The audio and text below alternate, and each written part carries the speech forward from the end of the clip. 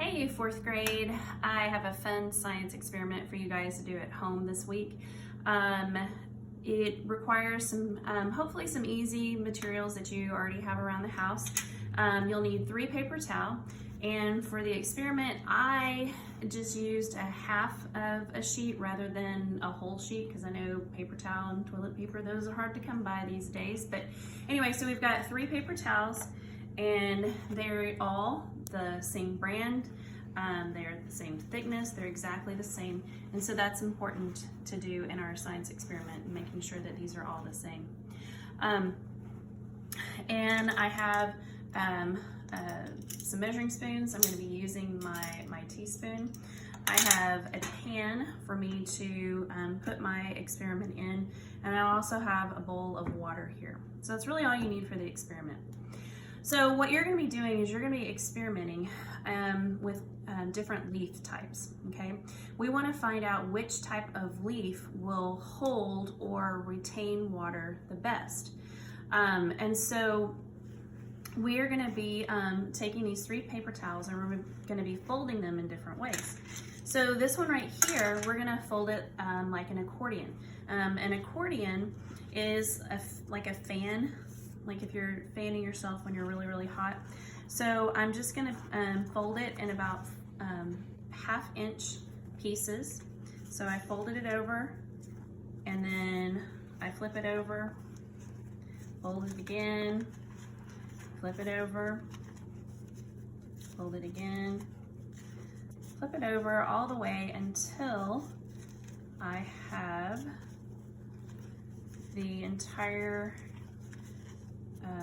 paper towel folded.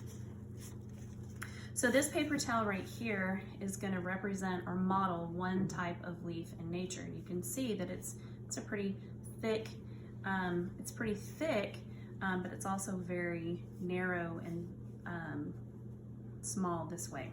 Okay, so there's one leaf. I'm going to take another paper towel, and it says to fold this one into 4ths the long way. So I'm going to fold it this way, all the way over, and I'm going to fold it one more time, and that is 4 equal parts. This is representing another type of leaf in nature. Notice it's a little bit bigger than the other one here, but this one here is a lot thicker. And finally, this last paper towel, I'm actually just going to leave it exactly how it is. This is going to model like a really big leaf in nature, all right?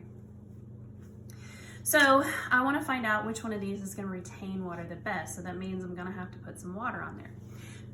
It's really important that however much water you do put on your leaves, that you put the exact same amount on each one of your leaves.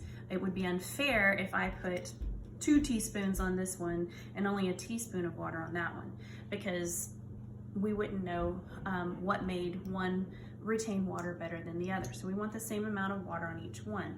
So I'm going to take 1 teaspoon. These are just some measuring spoons from my kitchen, and I want to measure out 1 teaspoon.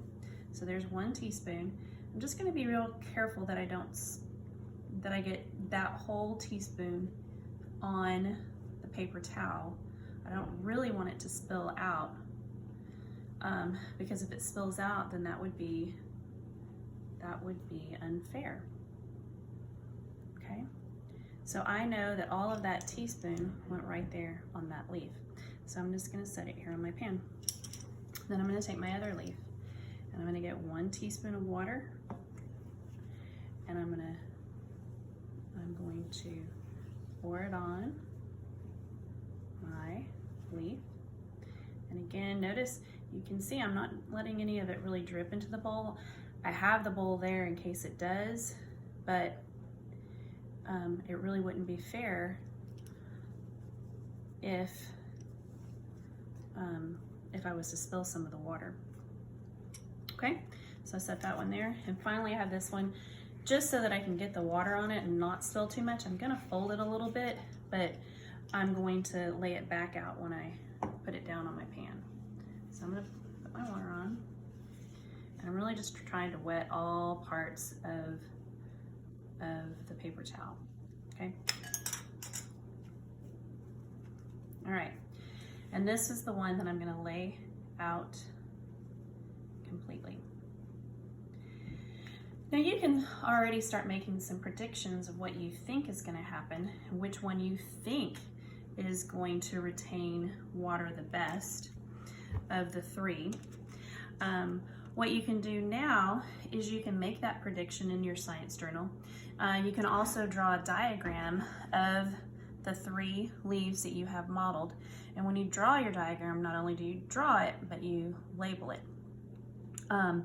Then you're gonna have to wait. So you might put this in a safe place in your house where it won't get disturbed, or you could put it outside.